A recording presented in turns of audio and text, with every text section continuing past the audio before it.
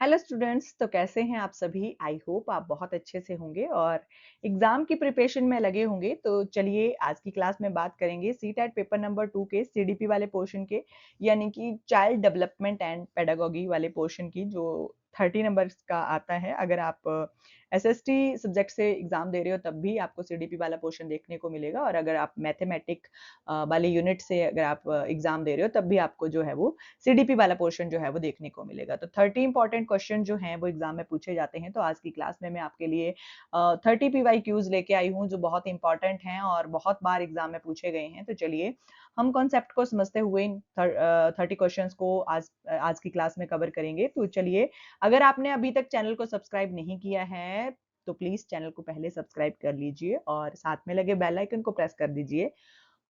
Comment करके मुझे ज़रूर बताइएगा कि आपको मेरी क्लासेस कैसी लगती हैं, और चैनल के साथ ज़रूर जुड़े रहिए ताकि आने वाले हर वीडियो का आपको नोटिफिकेशन मिल सके। और एक बार चैनल पर विजिट भी ज़रूर करके जाइएगा। बाकी क्लास अगर आपको अच्छी लगे तो लाइक ज़रूर कीजिएगा और अपने फ्रेंड्स के साथ शेयर भी ज़रूर कर दीजिएगा।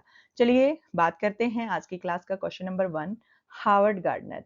हार्वर्ड गार्डनर ने बहुबुद्धि सिद्धांत, थ्योरी ऑफ मल्टीपल इंटेलिजेंस जो दी है, उसके अनुसार स्वयं की भावनाओं, इच्छाओं और क्षमताओं को गहराई से समझने की क्षमता को क्या कहते हैं? तो सबसे पहले तो हमें ये पता होना चाहिए कि हमारा क्वेश्चन से ही क्वेश्चन बन जाता है। जैसा कि मैं आपको हर क्लास में कहती हूँ कि एग्जामिनर जो हैं वो क्वेश्चन से भी आपको क्वेश्चन बनाकर दे सकते हैं। अब कैसे बन जाएगा कि यहाँ पर फर्स्ट क्वेश्चन में पूछा गया है कि हार्वर्ड गार्डनर की बहुबुद्धि सिद्धांत। अब आपसे क्वेश्चन एग्जामिनर जो है वो क्वेश्चन पुट कर सकते हैं कि हार्वर्ड गार्डनर ने कौन सा सिद्धांत दिया है, ठीक है? या आपसे क्वेश्चन ऐसे पूछा जा सकता है कि बहुबुद्धि का सिद्धांत किसने दिया है, ठीक है? तो ये कॉन्सेप्ट को आपने, अगर आप क्वेश्चन भी पढ़ रहे हो तब भी आपने जो है वो पूरा समझ के पढ़ना है, ठीक है? ताकि ये क्लियर हो सके कि अगर आपसे इस क्वेश्चन से रिलेटेड भी कोई क्वेश्चन पूछा जाता है तब भी आप उसका आंसर जो है वो कर पाओ, ठीक है? तो हार्वर्ड गार्डनर ने बहुबुद्धि का सिद्धांत दिया है। अच्छा, बहुबुद्धि का सिद्धांत तो दिया है, इंटेलिजेंस की जो थ्योरी है मल्टीपल इंटेलिजेंस की वो तो दी है, लेकिन कितने प्रकार की बुद्धियों की बात की है? अच्छा, ये भी क्वेश्चन आपसे पूछा जा सकता है। तो हार्वर्ड गार्डनर ने लगभग 8 प्रकार की बुद्धियों की बात की है, ठीक है? उनका मानना था कि हर व्यक्ति में जो उसकी योग्यता है उसके हिसाब से अपनी बुद्धि जो होती है हर व्यक्ति के पास, ठीक है? तो 8 प्रकार की बुद्धियों की इन्होंने बात की है। तो उन्होंने स्वयं की भावनाओं, इच्छाओं और क्षमताओं को गहराई से समझने वाली भावना को कौन से इसमें रखा हुआ है? तो इन्होंने रखा हुआ है अंतराव्यक्तिक बुद्धि, ठीक है? इंट्रापर्सनल जो इंटेलिजेंस है उसमें ये आती है, जो व्यक्ति स्वयं की भावनाओं को, इच्छाओं को और क्षमताओं को बहुत गहराई से समझ लेता है, उसको कहते हैं हम इंट्रापर्सनल बुद्धि, ठीक है? इंट्रापर्सनल इंटेलिजेंस, ठीक है? अंतराव्यक्तिक बुद्धि, ठीक है? ये आपने याद रखना है। जब व्यक्ति स्वयं के बारे में ही सोच रहा है तो उसको फिर इंट्रापर्सनल इंटेलिजेंस जो है वो कहते हैं, ठीक है? बात करें नेक्स्ट क्वेश्चन की, तो नेक्स्ट क्वेश्चन है कि एक विद्यार्थी को पढ़ने, शब्दों को पहचानने और उनका सही उच्चारण करने में बार-बार जो है वो कठिनाई आती है।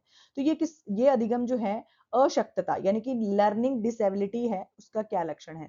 अच्छा, लर्निंग डिसेबिलिटी एक ऐसा टॉपिक है जिससे रिलेटेड जो है वो 1 या 2 क्वेश्चन जो है वो सीटेट के एग्जाम में पूछे जाते हैं, ठीक है? तो बहुत ध्यान से इस टॉपिक को पढ़ के जाइएगा। अगर आप एग्जाम में जाएँगे तो बहुत ध्यान से इस टॉपिक को पढ़ के जाइएगा, क्योंकि बहुत सारी लर्निंग डिसेबिलिटीज़ हैं जो बच्चों में पाई जाती हैं। वैसे मैं इससे रिलेटेड एक टॉपिक पर वीडियो बना चुकी हूँ, अगर आपने नहीं देखी है तो प्लीज़ उसको जाकर ज़रूर देखिएगा। और लर्निंग डिसेबिलिटी ऐसी ही पूछी गई है यहाँ पे क्वेश्चन में कि बार-बार बच्चा जो है वो शब्दों को पहचानने में उसको कठिनाई आ रही है, उनका उच्चारण करने में उसको कठिनाई आ रही है, तो उसको पढ़ने में कठिनाई है। जब पढ़ना आपको दिख जाएगा तो आपने सीधा जो है वो पठन वैकल्य या डिसलेक्सिया के ऊपर जो है वो क्लिक करना है, ठीक है? डिसलेक्सिया जो है वो एक ऐसी लर्निंग डिसेबिलिटी है जिसमें बच्चा जो है वो पढ़ने में असमर्थ पाया जाता है। यानी कि बच्चा जो है वो वर्ड्स को सही ढंग से नहीं पढ़ पाता है, ठीक है? उसको पी और डी में डिफरेंस समझ नहीं आता है, ठीक है? तो ये बहुत ज़्यादा इम्पोर्टेंट है। बाकी डिसकैलकुलिया पूछा गया है तो ये मैथमेटिक्स से रिलेटेड है, ठीक है? डिसकैलकुलिया जो है ये मैथमेटिक्स की प्रॉब्लम से रिलेटेड है, डिस्ग्राफिया जो है ये लिखने से रिलेटेड है, ठीक है? तो ये आपने सभी जो हैं वो याद रख लेने हैं, ठीक है? नेक्स्ट क्वेश्चन की बात करें तो नेक्स्ट क्वेश्चन है कि अक्षरों के आकार को सही ढंग से ना बना पाना। अच्छा, यही अभी हमने पीछे क्वेश्चन पढ़ा, ये भी उसी से रिलेटेड है कि लर्निंग डिसेबिलिटी से ही रिलेटेड है कि अक्षरों के आकार को सही ढंग से जब बच्चा नहीं पढ़ पाता है या नहीं बना पाता है और उसके शब्दों के बीच असमान दूरी छोड़ना, लिखने में जो अत्यधिक कठिनाई होना, ये किस प्रकार का संकेत है? जब बच्चा जो है वो लिखने में कठिनाई महसूस करता है, तो वो मैंने आपको बताया डिस्ग्राफिया होता है। ग्राफ से आपने ये याद रखना है कि जब बच्चा जो है वो लिखने में अगर उसको कठिनाई आ रही है, तो वो डिस्ग्राफिया से ग्रसित है, ठीक है? उसको डिस्ग्राफिया नाम की लर्निंग डिसेबिलिटी है, ठीक है? और डिसलेक्सिया तो हमने पढ़ ही लिया, ये जो है ये जो है वो पढ़ने से रिलेटेड है, ठीक है? तो ये आपने सभी जो है वो याद रख लेनी है। नेक्स्ट भी सेम ही क्वेश्चन है, ये भी मैंने आपको बता दिया कि गणितीय गणनाओं और चिन्हों को समझने में जो गणितीय समस्याओं का हल करने में होने वाली जो गंभीर कठिनाइयां हैं उनको क्या कहा जाता है। कुछ बच्चे जो हैं वो आसान से आसान मतलब सम को भी जो है वो बड़े उनको टफ लगता है या उनको सॉल्व नहीं कर पाते हैं, उनको बहुत ज्यादा प्रॉब्लम आती है, यानी कि वो नंबर से बहुत ज्यादा घबराते हैं, ठीक है? तो गणितीय गणनाओं को करने में जब बच्चा जो है वो कठिनाई को महसूस करता है तो उसको जो है वो डिसकैलकुलिया जो है वो कहा जाता है, ठीक है? डिसकैलकुलिया उसको कहा जाता है। ये गुणज वैकल्य भी कई बार ऑप्शन में लिखा होता है, तो आपने याद रखना है डिसकैलकुलिया जो है वो होता है, ठीक है? तो बात करें नेक्स्ट क्वेश्चन की।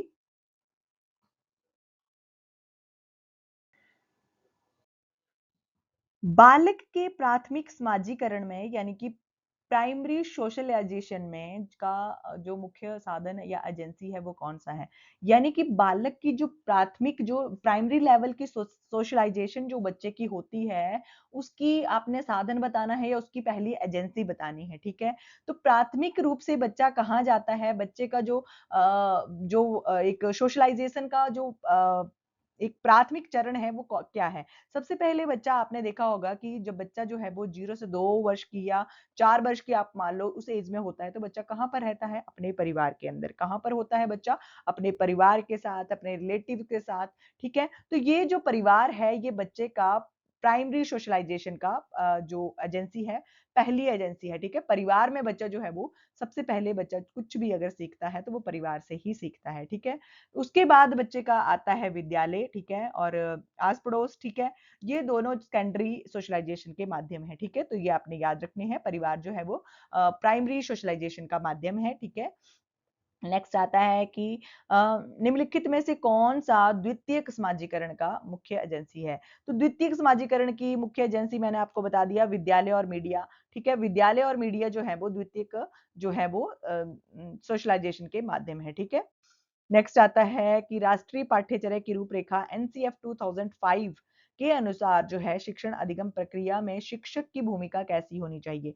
तो जो एनसीएफ 2005 है ये भी बहुत इंपॉर्टेंट टॉपिक है, इससे रिलेटेड भी सीटेट के एग्जाम में बहुत बार क्वेश्चन पूछे जाते हैं, तो आपने इस टॉपिक को भी बहुत ध्यान से पढ़ लेना है। और अगर आपको इस टॉपिक के ऊपर स्पेशल वीडियो चाहिए तो मैं इस टॉपिक के ऊपर भी आपको आपके लिए पीवाईक्यूज अगली नेक्स्ट क्लास में लेकर जरूर आऊंगी।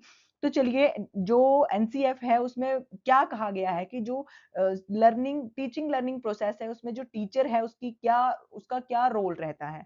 तो उसका रोल जो रहता है केवल सुगम करता या फैसिलिटेटर का रहता है, ठीक है? ओनली फैसिलिटेटर जो है वो टीचर रहेगा, ठीक है? नेक्स्ट आता है कि अवधान न्यूनता अतिक्रियाता विकार एडीएचडी से पीड़ित अगर बच्चे हैं तो उनकी मुख्य पहचान की विशेषता क्या होगी? अगर एडीएचडी से बच्चे अगर पीड़ित हैं तो उनकी जो पहचान है वो होगी उच्च स्तर की आवेगशीलता और ध्यान न टिका पाना।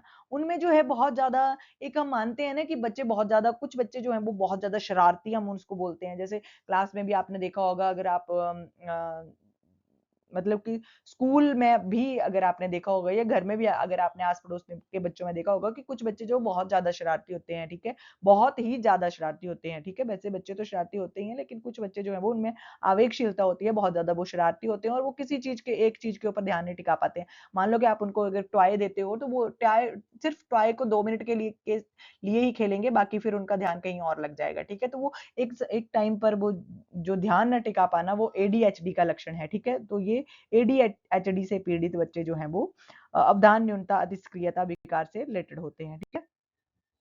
नेक्स्ट आता है नोआम।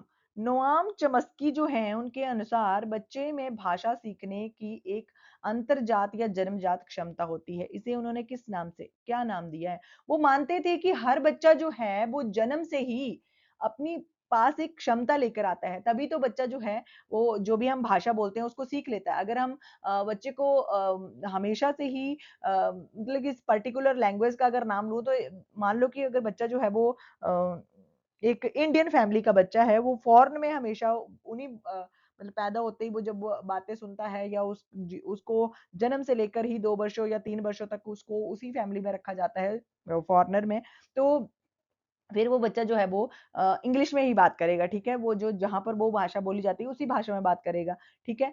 तो उसी प्रकार से ये मानते थे नोआम चॉम्स्की कि बच्चों में जो भाषा है, उसको सीखने का उनके पास पहले ही एक क्षमता होती है, उनमें अंतर्जात या जन्मजात एक क्षमता होती है। तो उसको उन्होंने नाम दिया है भाषा अधिग्रहण यंत्र या एलएडी लैंग्वेज एक्विजिशन डिवाइस, ठीक है? बच्चों के अंदर जो है वो मानते थे कि लैंग्वेज एक्विजिशन डिवाइस जो है वो पहले से ही इनबिल्ड होती है, ठीक है?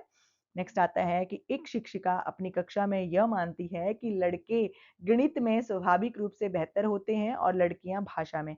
अच्छा, क्लास है, उसमें एक टीचर पढ़ा रही है, ठीक है? वो मान रही है कि बच्चों में वो क्या कर रही है, वो बच्चों में लड़के और लड़कियों को डिफरेंस बता रही है, ठीक है? वो कह रही है कि लड़के जो हैं वो हमेशा मैथ में ही तेज़ होते हैं और लड़कियाँ जो है वो भाषा में तेज़ होती हैं।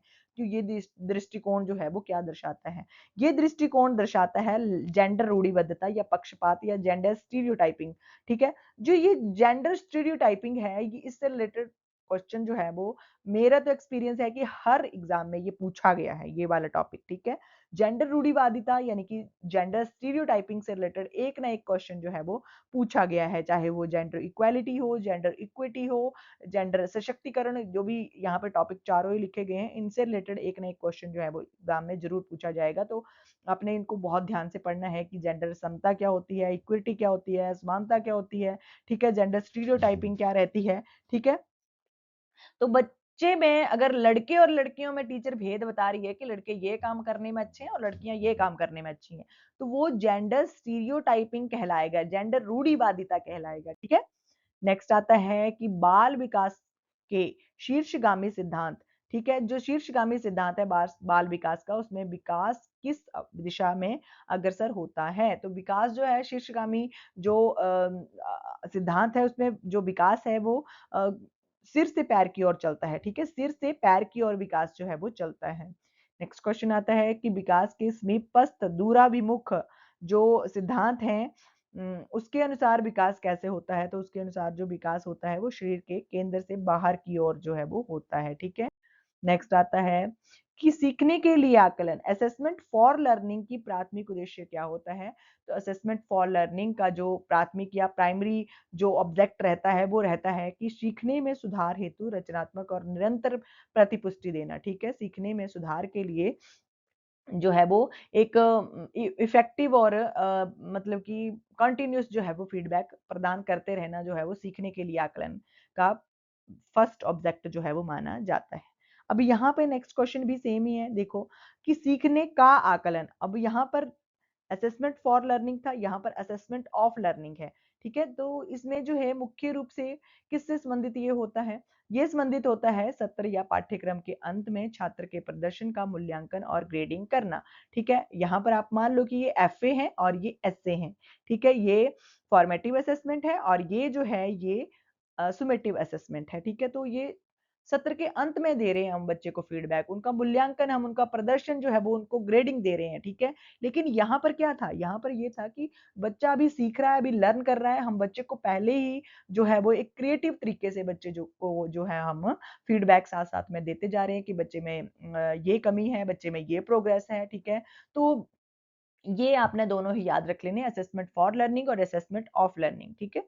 थोड़ा-सा छोटा-सा डिफरेंस है इनमें, आई होप आप समझ गए होंगे, ये टॉपिक बहुत ही इम्पोर्टेंट है वैसे। चलिए बात करें नेक्स्ट क्वेश्चन की।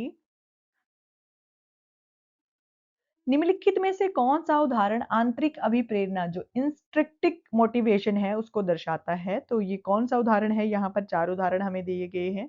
तो ऑप्शन नंबर सी जो है ज्ञान प्राप्ति और व्यक्तिगत आनंद के लिए नया कौशल जो है सीखना, वो इंस्ट्रिक्ट मोटिवेशन जो है वो कहलाता है, ठीक है?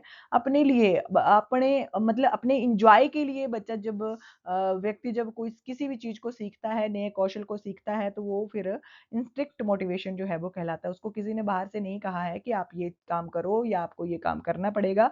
वो अपने कौशल अपने मतलब एन्जॉय के लिए, वो अपने ज्ञान प्राप्ति के लिए उस काम को सीखता है या उस काम को करता है, तो उसको फिर इंस्ट्रिक्ट मोटिवेशन या आंतरिक अभिप्रेरणा उसको कहा जाएगा, ठीक है?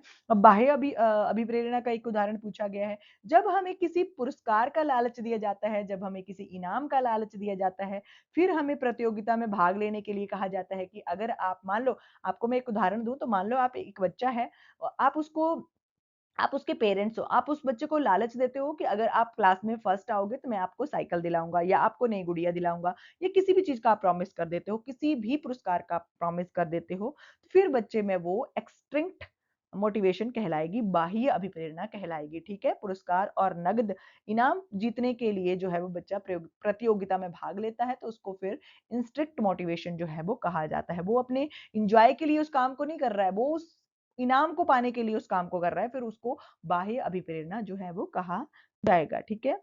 बात करें नेक्स्ट क्वेश्चन की, तो नेक्स्ट है कि अपने स्वयं के चिंतन, अधिगम और रणनीतियों के बारे में सोचने और उन्हें नियंत्रित करने की क्षमता को क्या कहते हैं? अच्छा, अपने स्वयं के बारे में जब हम बात करते हैं, तो वो मेटाकॉग्निशन जो है वो कहलाता है, परासंज्ञान कहलाता है, ठीक है? हम स्वयं के बारे में चिंतन कर रहे हैं, हम स्वयं के अधिगम के बारे में बात कर रहे हैं, उनकी रणनीतियों को सोचने और उन्हें नियंत्रित करने की जब हम क्षमता रखते हैं, तो उसको फिर मेटाकॉग्निशन जो है वो कहते हैं, परासंज्ञान उसका नाम हम देते हैं, ठीक है? नेक्स्ट है कि गिफ्टेड चाइल्ड जो रहते हैं, प्रतिभाशाली जो विद्यार्थी रहते हैं, उनकी मुख्य रूप से पहचान विशेषता क्या होती है? जो गिफ्टेड बच्चे रहते हैं, आपने देखा होगा प्रतिभाशाली बच्चे जो हैं, उनकी जो बुद्धि लब्धि है वो 140 के अबव रहती है या 140 के ज़्यादा जो है बच्चे जितने भी रहते हैं, वो प्रतिभाशाली बच्चे जो हैं, गिफ्टेड चाइल्ड जो है वो कहलाते हैं, ठीक है? तो इनकी पहचान की क्या विशेषता होती है? इनकी हम कैसे पहचान कर सकते हैं कि इनकी बुद्धि लब्धि इतनी होगी या ये बच्चे जो हैं वो इतने ज़्यादा जो है वो क्रिएटिव हैं, इतने ज़्यादा गिफ्टेड हैं, ठीक है? तो इनकी जो पहचान की जा सकती है मौलिकता और अभिसारी चिंतन से, डाइवर्जेंट थिंकिंग से। आप उस बच्चे को अगर कोई भी क्वेश्चन या कोई भी प्रॉब्लम सॉल्व करने को दोगे आप, वो बच्चा जो है आपको उस प्रॉब्लम के 10 तरह के सॉल्यूशन बता देगा आपको, तो वो डाइवर्जेंट थिंकिंग बच्चा जो है वो करेगा। अब सारी चिंतन जो है वो बच्चा करेगा, तो उसको फिर कहते हैं गिफ्टेड चाइल्ड, ठीक है? नेक्स्ट आता है कि विद्यार्थियों द्वारा अधिगम प्रक्रिया में की जाने वाली त्रुटियां, एरर्स जो रहते हैं, उनको शिक्षक द्वारा किस रूप में देखा जाना चाहिए?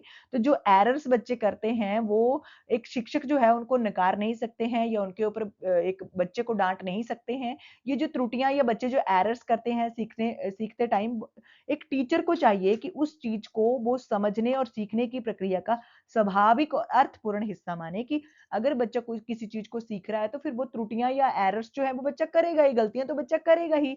जब किसी भी काम को बच्चा पहली बार सीखता है या किसी बड़े व्यक्ति की भी अगर मैं बात करूँ, तो जब हम किसी भी नए काम को सीखते हैं, तो उनमें फिर त्रुटियाँ या एरर्स होना स्वाभाविक है। तो टीचर को ये चाहिए कि वो उन त्रुटियों को बच्चे का एक मतलब पॉजिटिव फॉर्म में लेकर चले, कि उसको नेगेटिव मार्किंग ना दे, मतलब उसको डीमोटिवेट ना करके उसको मोटिवेशन उस बच्चे का करे कि हाँ बच्चे, ये तो गलती होना जो है वो स्वाभाविक रूप से है, ठीक है? वो अर्थपूर्ण हिस्सा है, ठीक है? अगर हम किसी नए काम को सीख रहे हैं तो गलतियां होना तो स्वाभाविक है, ठीक है? तो एक टीचर को चाहिए कि वो उस प्रक्रिया का स्वाभाविक और अर्थपूर्ण हिस्सा माने, ठीक है? नेक्स्ट है कि विद्यार्थियों में समालोचन चिंतन जो है, क्रिटिकल थिंकिंग जो है, उसको बढ़ावा देने के लिए शिक्षक को किस प्रकार के प्रश्न पूछने चाहिए? तो क्रिटिकल थिंकिंग के लिए बच्चे से जो है वो खुले अंत वाले, ओपन एंडेड और विविध दृष्टिकोण वाले प्रश्न जो है वो पूछने चाहिए, ठीक है? मतलब कि ऐसे क्वेश्चन पुट करे टीचर जो ओपन एंडेड हों और विविध दृष्टिकोण वाले प्रश्न हों, ठीक है? नेक्स्ट आता है समावेशी शिक्षा, very important topic, inclusive education is very important topic for CTET exam.